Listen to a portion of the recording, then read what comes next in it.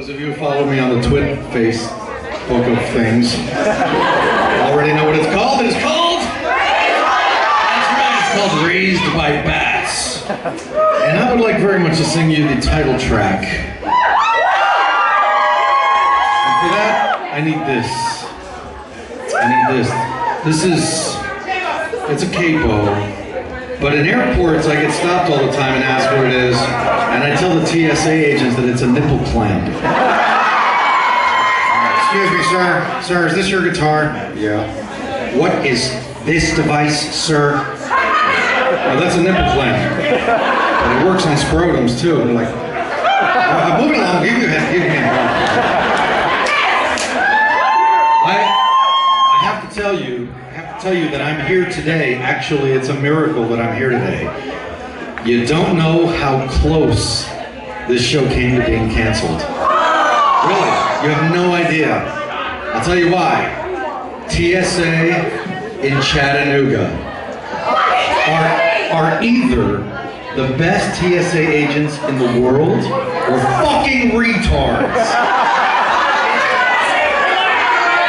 I get to the airport. Now, as it happens, I fly, all right, you know, my name is Aurelio Voltaire Hernandez, right? But many years ago, but we live in a free country, allegedly, where people can pretty much choose whatever they want their first name to be. If you have two or three first names, you can pick the one you like. And your last name has to stay the same for legal reasons, unless you legally change it. So years ago, when I first signed up for American Airlines, Advantage program, I wrote Voltaire Aurelio Hernandez because nobody calls me Aurelio. Like my mother doesn't even call me that. She calls me Voltaire, so I started with Voltaire. So that's the way my account is. So every time I book a flight, it's Voltaire Aurelio Hernandez. So I get to the airport today. Now I've noticed that ever since like 9/11 and people, are a little fidgety and nervous, and so I noticed that when you buy a ticket, there's a disclaimer. It says your name on your ticket must be exactly like your ID. That's fair. I understand that. If for instance I went to the airport and my ticket said Aurelio Voltaire Hernandez, but my ID said, I don't know, Osama bin Laden, I could see how this might be problematic. I could see how it might be problematic if my ticket said, John Miller and my ID said Jennifer Miller. I could see how that might be a problem. But for 20 fucking years, despite this rule, I have flown through every major airport in America and lots of them across the country. Across the world, London, Germany, you name it. I've been all over Australia, all over Europe. Nobody has ever looked at my ticket and said, sorry, your names are in the wrong order. You can't fly today. But that's what they fucking told me in Chattanooga. They were like, who do you think you're pretending to be? You're not Voltaire Aurelio Hernandez. You're Aurelio Voltaire Hernandez, you imposter. Like, I was gonna blow up the fucking plane because my first name and my middle name were in the wrong order. So the TSA agent actually looked at me and he said, I'm sorry, this ticket's no good. I'm going to the office to Xerox it or photocopy it, because I'm apparently a criminal now, and you have to go downstairs and get them to make you a new ticket with your name in the right order. And I went down there, and I've got like 20 minutes to catch the plane. And I go down there and they're like, fucking TSA.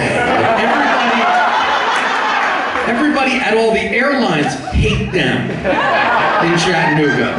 They were like, they do this all the fucking time. It's like, use your fucking brain. Think out of the box. The names are in a different order. They're all the same names, and they're weird fucking names. It's not like Joe Bob Smith and Bob Joe Smith. This is some you'd have to work really fucking hard to find a Voltaire Aurelio Hernandez, right? So, I think there's some poodles out there named that now, and a couple of rats. But anyway, so this woman, half an hour it takes her to figure this out, and I'm looking at the clock and I'm like, I'm not getting on the plane. I'm gonna miss the plane. I'm gonna miss the plane. And at the last minute, the agent was able to sort it. She gave me my ticket, I went running back to security, I present my ticket, and they're like, go ahead. And I walk in, and I go to take off my jewelry, and the TSA agent goes, no, you don't have to take off your jewelry. And I'm thinking, I fly 4 times a week, and you have to take off anything.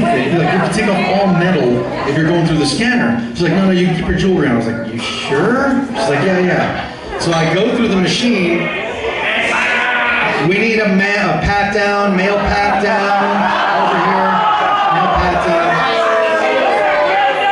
And I said, okay, I was wearing cufflinks. I specifically said, do I need to take off my cufflinks? She was like, no, you can keep them on. We need a male pat down over here, so like another 5 minutes standing there. And the guy comes over and he's like, oh yeah, cufflinks, man, nice. You're good. And then I go up to the belt to get my bag, and the agent who's scanning the bag goes, whose bag is this? Or is, man, that would be mine. She's like, I have to rerun it. And she reruns it, there's nothing in there of interest. So she just ran it again because I guess I look like a fucking terrorist.